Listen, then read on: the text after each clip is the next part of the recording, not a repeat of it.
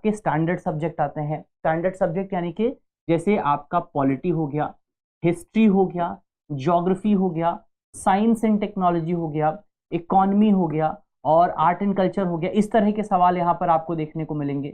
और ये जो आपका है उस पर हम पहले ही बात कर चुके हैं कि सीसेट का जो आपका सिलेबस रहता है उसमें बेसिकली आपको जो आपका मैथमेटिक्स हो गया, रीजनिंग हो गया, कॉम्प्रिहेंशन हो गया, इंग्लिश लैंग्वेज हो गया, ये चीजें देखने को मिलती हैं। यहाँ पर आपको करंट अफेयर का सेक्शन भी मिलता है।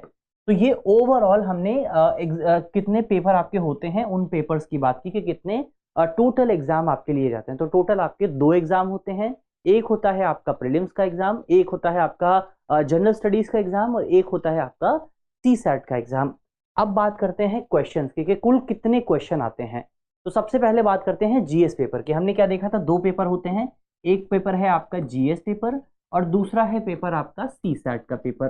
तो सबसे पहले जीएस पेपर की अगर आप बात करें तो जीएस पेपर में जो टोटल अंक होते हैं वो 200 नंबर का आपका पेपर होता है। 200 नंबर का टोटल आपका पेपर होता है और टोटल जो सवाल हैं वो होते हैं आपके 100। 200 नंबर का पेपर है, 100 सवाल हैं, तो एक सवाल कितने नंबर का हुआ? एक सवाल हुआ आपका 2 नंबर का। तो 2 नंबर का आपका एक सवाल होता है।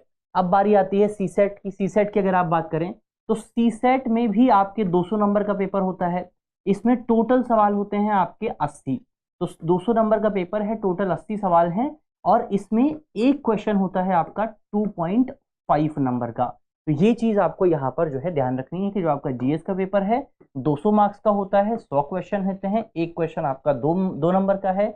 और सीसेट का जो पेपर है 200 मार्क्स का होता है, 80 क्वेश्चन होते हैं,